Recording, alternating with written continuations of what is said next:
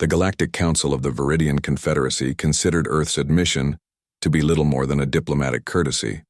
When Admiral Torlov Dranaz first received the urgent transmission from the human diplomat Ambrose Merrick, he dismissed it with a wave of his four-fingered hand. Another human fantasy, Dranaz muttered to his second-in-command, Laris Ven. They've been in space barely 3 centuries and believe they understand cosmic threats better than civilizations who've traversed the stars for millennia. Merrick's hologram stood firm in the center of the council chamber. The Harbinger vessels? We've detected beyond the Oort cloud match no known configuration. Their energy signatures are orders of magnitude beyond anything in Confederate records. High Counselor Pelter of the Astronomic Authority raised a ridge of scales above her eye. Earth has always been prone to overstatement. Your civilization still bears the scars of your atomic adolescence. This isn't about Earth, Merrick insisted. We've intercepted communications. The Harbingers speak of harvest and collection. They refer to all sentient species as specimens. The council chambers erupted in dismissive chatter. Earth had joined the Confederacy just 70 years prior, a mere infant among the stars. What could they possibly know that the great spacefaring civilizations did not? Fleet Commander Ezrian Jewel of Earth's Interstellar Defense Force tried a different approach. She sent detailed scan data to the Confederate Science Division, only to have it labeled inconclusive and tainted by primitive instrumentation. Meanwhile, humanity prepared. While the Confederacy debated, Earth fortified. Resources that could have improved their still-developing colonies were diverted to construct a defensive perimeter around not just Earth, but the entire Sol system. Other species mocked them, the paranoid primates building walls against shadows. When the diplomatic efforts failed, Admiral Zandra Kane of Earth's Special Operations Division proposed a radical plan. While the Council continued to ignore Earth's warnings, humanity secretly retrofitted 37 cargo vessels into stealth scouts and deployed them in a wide surveillance grid across 3 sectors. On Galactic Standard Date 7429.3, the unthinkable happened. A Confederate outpost on Proxima Venari fell silent. Then another, and another. The great civilizations finally took notice when the mining colony of Tarsus 7th, home to over 8 million Acridian citizens, vanished overnight, leaving behind only debris and strange energy residue. The Confederacy scrambled its defense fleet, assembling at the fallen outposts only to find them stripped of all technology and organic material. No bodies remained. No survivors. Just empty habitations and the faint radiation signature that Earth had been warning about for months. Perhaps, offered Counselor Pelthier with newfound humility, we should consult our human colleagues. When the Confederate delegation arrived, at Earth they expected a primitive world cowering in fear. Instead, they found a solar system transformed into a military stronghold. The humans had constructed layered defense grids, planet-side shield generators, and ammunition factories converted to produce specialized weaponry designed specifically to counter the energy signatures of the mysterious invaders. Merrick, now elevated to Earth's defense minister, stood before the Confederate delegation with grim satisfaction. We warned you.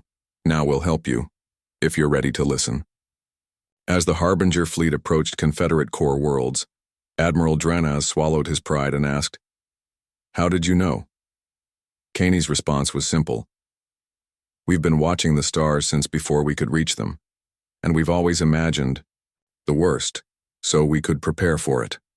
The Confederacy granted Earth emergency authority over the combined defensive operations, a historical first for such a young member species.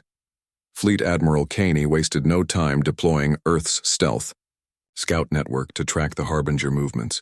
Their mothership maintains a precise geometric formation with its harvester vessels, Kaney explained to the assembled Confederate military leaders.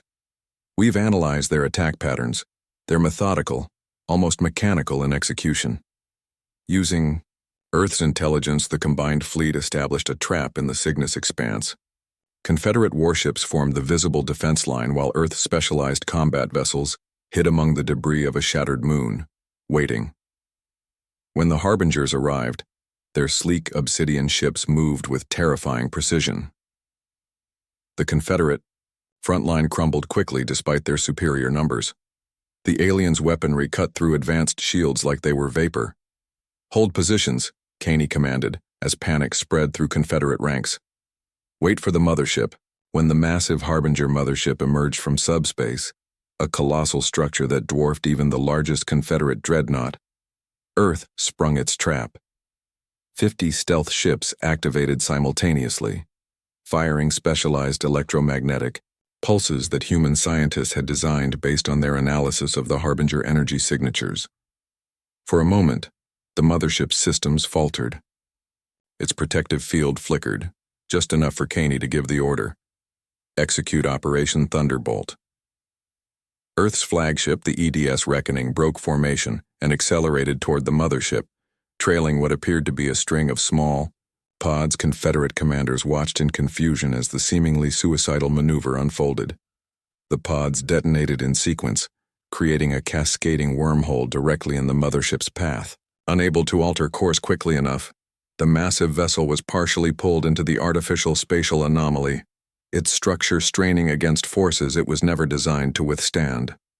"All ships, target the stress fractures," Caney commanded. The combined fleet concentrated fire on the exact coordinates transmitted from Earth's analysis stations. The mothership's hull began to crack, brilliant energy pouring from the wounds. Inside the Harbinger command center, the being known as Overseer Cathalax observed the battle with its multifaceted sensory organs. For the first time in 7,000 harvests, it felt uncertainty. These specimens, these humans, had accomplished what no other species had. They had damaged the mothership. The Overseer initiated emergency protocols, sacrificing harvester vessels to shield the mothership's retreat. As the smaller ships deliberately collided with Confederate vessels, the damaged mothership limped toward deep space. "Pursuit course," Admiral Drenaz demanded. "No," Caney countermanded. "Let it go. They'll return with reinforcements." "Counselor," Peltier protested. Merrick smiled grimly. "We're counting on it." 3 months later, when the Harbinger fleet returned with 3 motherships, they found Earth's solar system apparently abandoned. Confederate sensors detected no life signs, no active technology. The Harbingers, believing they had scared humanity into retreating, moved into harvest position. As their ships entered the inner solar system, millions of quantum mines, invisible to their sensors, activated simultaneously. Earth's entire defense fleet emerged from subspace pockets where they had been hiding, accompanied by the largest Confederate armada ever assembled. The battle lasted 17 hours. When it ended, the Harbinger threat was extinguished forever.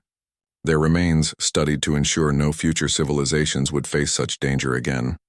In the aftermath, the Galactic Council unanimously voted to establish Earth as the headquarters of the new Confederate Defense Authority. The species once dismissed as paranoid primitives became the guardians of galactic security. As Admiral Drenaz presented humanity with the Stellar Protectorate Medallion, the Confederacy's highest honor, he finally understood what made humans different. It wasn't their technology or their strength, but their imagination. They had prepared for nightmares while older civilizations had grown complacent in their dreams. "We should have listened," he admitted to Merrick at the ceremony. "Next time," the human replied with a knowing smile. "You will."